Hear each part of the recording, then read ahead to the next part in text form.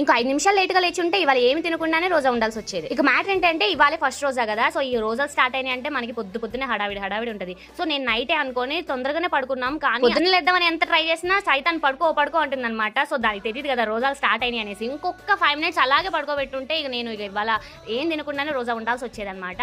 So ఇక మా husband అయితే లేపారు, తొందరగా లేచానులేండి. ఇంకొక 5 మినిట్స్ ఆగుంటే కొంచెం కష్టం అయ్యేది. సో దబదబా లేచేసి ఫస్ట్ బియ్యం అయితే పొయ్యి మీద పెట్టారనమాట. సో ఫస్ట్ రైస్ ఉడుకుతుంది, నెక్స్ట్ దొండకాయ కర్రీ ఉంది నైట్ చేసింది.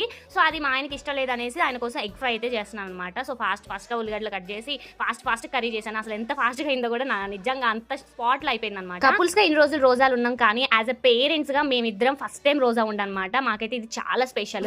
ఫాస్ట్గా శారీ కంప్లీట్ చేసుకొని నమాజ్ అయితే కంప్లీట్ చేసుకున్నాం అనమాట. సో ఒక సిరీస్ స్టార్ట్ చేద్దాం అనుకుంటున్నాను. సో ఇలా వంటగదిలోకి ఎప్పుడు వెళ్ళను నేను. రంజాన్కి స్పెషల్ డిషెస్ అలాంటివి ఏమైనా ట్రై చేస్తున్నాము, ఇఫ్తార్ అనే సిరీస్ చేద్దాం అనుకుంటున్నా. అంత యుద్ధం చేయక అంటారా, సపోర్ట్ చేస్తారా? మీ ఒపీనియన్ కూడా కామెంట్లో తెలిపేసి మన ఛానల్ అయితే ఫాలో అండ్ మన ఛానల్ అయితే సబ్స్క్రైబ్ చేసుకుని అసలు మర్చిపోకండి.